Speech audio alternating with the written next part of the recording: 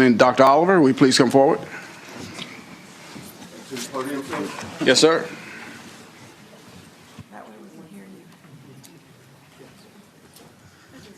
Thank you. I'd like to ask for my state epidemiologist, Dr. Lillian Peek, to also join me here.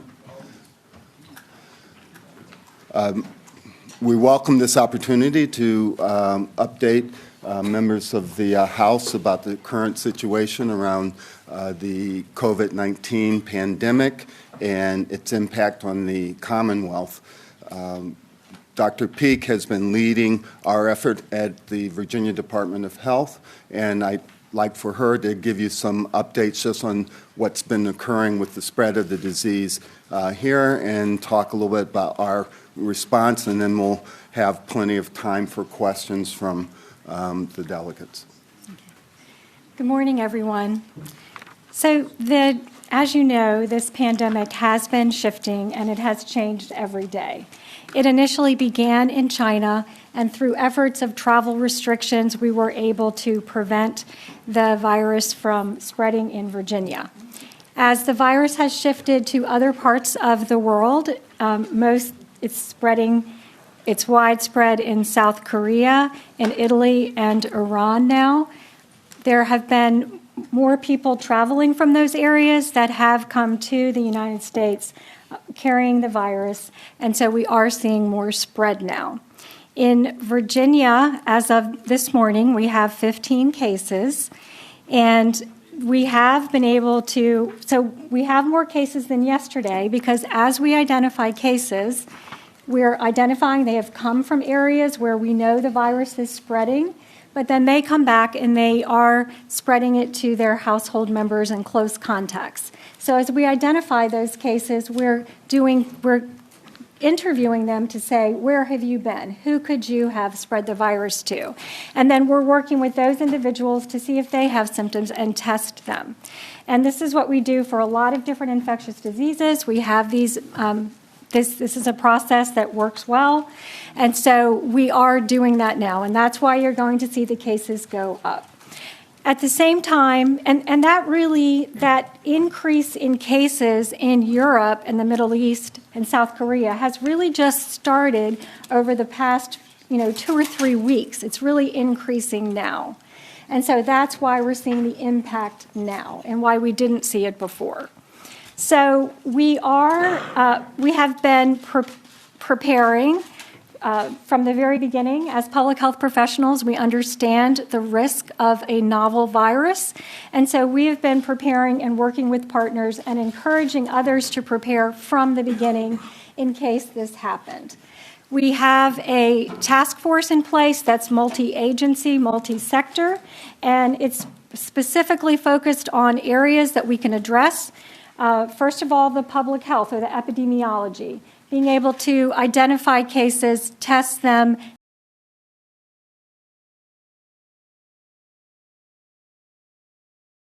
do that contact tracing, and then provide public health monitoring when people are staying away, keeping people away from others when they're sick. We also have a community containment or mitigation group. And that's the group that's been working with schools and universities and businesses and getting information out to those groups so that they can begin to plan if we are in a situation when the virus is spreading. And we also have a group that's healthcare coordination. Our healthcare system does need to be able to increase its capacity to treat patients, and so we've been working with those partners to plan. And again, we're doing that with the Virginia Healthcare and Hospital Association, and we have partners from throughout the healthcare system working together. This isn't new work. We've had those healthcare coalitions in place in each region for many years now, so those partners have been coming together. A lot of these plans are already in place, and now they're saying, okay, well, how would we really implement these? We've tested, we've exercised them, but now we're getting to a situation where we will have to implement them. So there is a lot of work that's been going on, and we are continuing to expand that work and bring in more partners partners as this situation continues to evolve. And I do want to say that it does continue to change every day. It's a new virus. We're monitoring it. We're working with all of our partners here in the state, across the states, and also with our partners through public health globally. I'm going to stop and ask for questions. Thank you. At this time, if we have anyone in the audience that have a question for Dr. Oliver or Dr. Peak, would you and make your questions brief. We have to be back on the floor at 11:30, so any questions, please allow them to be brief. Delegate. Testing for people that want to get tested, how's that going to work? What are we looking at as far as the availability of tests? And what are we seeing as far as dissemination to actual doctors' offices in the Commonwealth? So right now there's two ways to get tested. One is through our state public health lab, and one is through private labs. So if a person needs to go to their healthcare provider and be assessed to determine whether or not they really are at risk and have the right symptoms, and then they would get testing through a healthcare provider. So the testing capacity, because this is a new virus, it required a new test, and the tests have to be produced. So there are a lot of fronts where that's happening. So first of all, CDC is providing the materials to state labs so that they can do the testing. We are dependent on CDC to get that testing material. The amount of tests is increasing. The demand is increasing. So right now, as of this morning, our state lab believes that they had enough tests for about 500 to 600 people. And that's every time they get the materials in-house, they order more. At the same time, private labs are trying to develop their capacity, and those tests are continuing to come up, and they're continuing to expand their capabilities. And we've had discussions with LabCorp and Quest, and they are working around the clock to try to test as many specimens as they can and to expand that capacity to more of their labs. But testing is limited now, and so it is important that we do, through public health, test those who are most at risk. If we overwhelm our public health system with testing people who really don't have a risk of having been exposed, we won't be able to identify the cases, and that will lead to further spread. Delegate Holla-Yala. Hi, how are you? Good morning. I'm hearing that you're testing. Do you feel confident in the infrastructure that's in place in order to track and get the information on demand so that you're able to have not only identification early, but remediation or mitigation early? So we have a system that's been in place for many years in Virginia, in every state. Infectious diseases, certain infectious diseases are reportable to the local health departments, and we track that. We're not creating new surveillance systems. So and we have electronic systems where labs electronically send the information to the local health departments, to our state health departments, so we can track that. So we do this for thousands of cases of different diseases every year. That's already in place. So that's the system that we'll be using. And on COVID-19, we've tested somewhere around 500 to 600 people so far, right? Something like that? I want to verify that number, but Okay. more? Hundreds. We've definitely tested hundreds. We've identified 15 cases. We have the capacity to do it. And to underscore what Dr. Peak said about our readiness for that, the Trust for America's Health, a very respected organization that ranks states on their readiness, released their annual report on readiness just about a month or so ago, and we continue to rank in the top tier across the nation in that. I'm very confident in the team that we have and the ability to identify people who have the disease, do the surveillance that's necessary to do all the contact investigations, to ensure that we can do our best at containing the spread of COVID-19. Delegate Aird. Thank you. Is it accurate that in terms of best practice at this time, if you are found to have the virus, that you are to quarantine at home? We don't have a situation where anyone with the virus is going to be housed in our hospitals or any other facility. Is that correct? So if somebody has, so there's two technical terms: isolation if you are sick with the disease, and quarantine if you're not sick but you've been exposed. So anybody who is diagnosed to have the virus, we are definitely working with them to make sure that they're isolated. That could take place in a hospital, and hospitals do have systems in place to make sure that the person is isolated from others and they're getting the care that they need. Some of these patients, so most of the people will have mild illness, but a small proportion, up to 20%, could have severe disease, and we're going to need to care for them in our hospitals.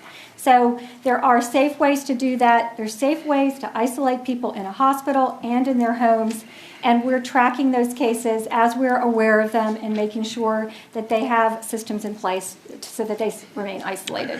Delegate Hodge. Thank you. In looking at the spread of the actual disease and the numbers that are out there, you can't test everyone. So in looking at that, how can we be assured that when we look at the numbers of the mortality rates are accurate? Because, eventually 70% of us would probably get corona over a period of time and maybe either asymptomatic and not experience those symptoms. So how can we give folks the comfort when we look at that mortality rate and especially in the older populations, which may not be accurate? Yeah, so a couple of things. This is a new virus, and we have to be humble to say we don't know everything about it, and we have to be vigilant about studying it.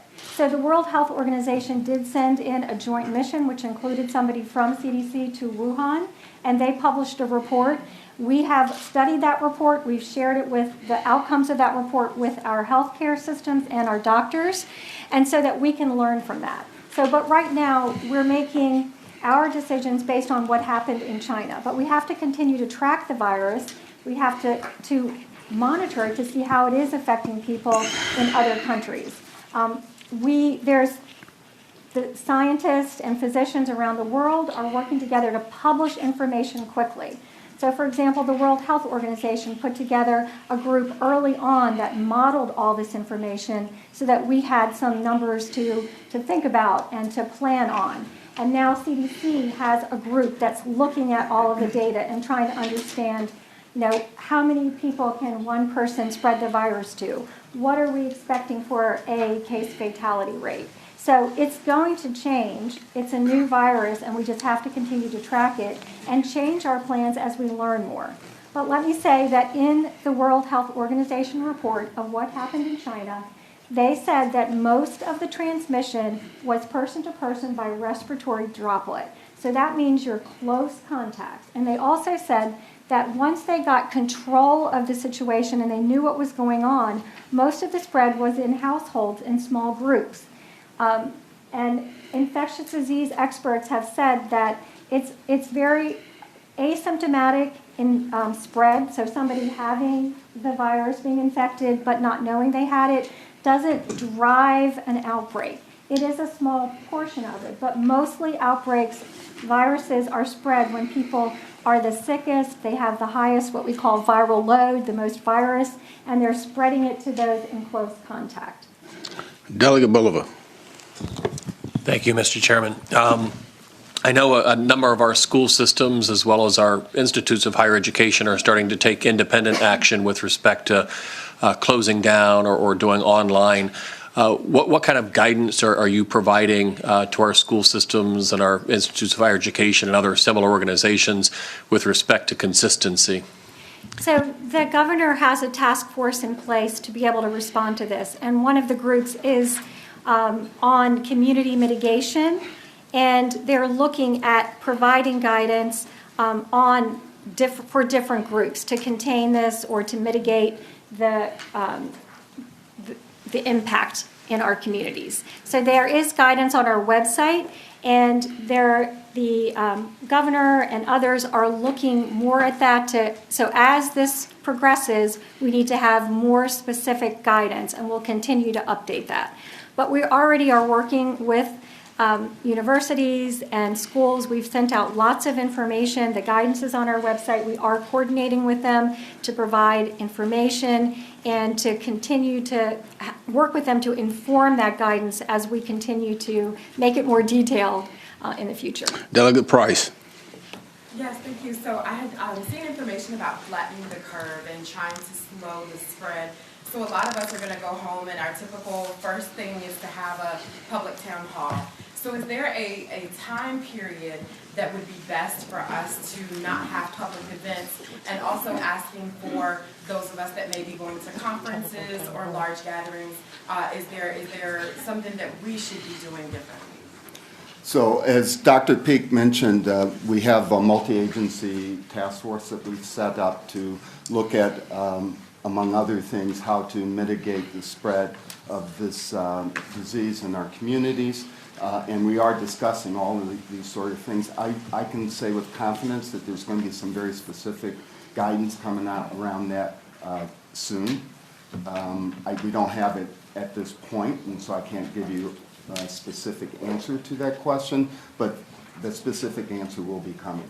I think that it's clear that at some point we are going to be looking at the necessity of thinking about curtailing mass gatherings. We'll have to have some suggestions around things like what to do with our workforce and limiting the gathering of large numbers of employees and that sort of thing. We haven't gotten there completely yet, but the guidelines are soon to come out. Okay. Delegate, I think that's Bell. Thanks, Chair. This is an update. We'll all scatter. Where should we be looking? Is there the website that you recommend, or Facebook? Could you tell us how to get updates? Yes, if you go to vdh.virginia.gov, you can just go to our main page, and the first thing on there is the novel coronavirus, or you can also put /coronavirus. We are keeping that up to date, both with information about the number of people tested. We also have group-specific information, so you can go to mass gathering, large events, educational institutions, businesses. It's all laid out there, and we provide both CDC guidance, and if there isn't CDC guidance, we create VDH guidance, Virginia guidance. Or if we need to do something different in Virginia, we also create that. And just a last message that we do need to, responses to an outbreak should be local. That the virus will circulate locally and in communities, and so the responses have to be in reaction to what's going on in that community. So that's just important to think about as we move forward in responding. Dr. Oliver, Dr. Peak, thank you so very much. We're 6 minutes removed from gaveling back in upstairs, so thank you. Those members who have any additional questions, I'm sure they'll be available to visit with you. Thank you, Mr. Chair.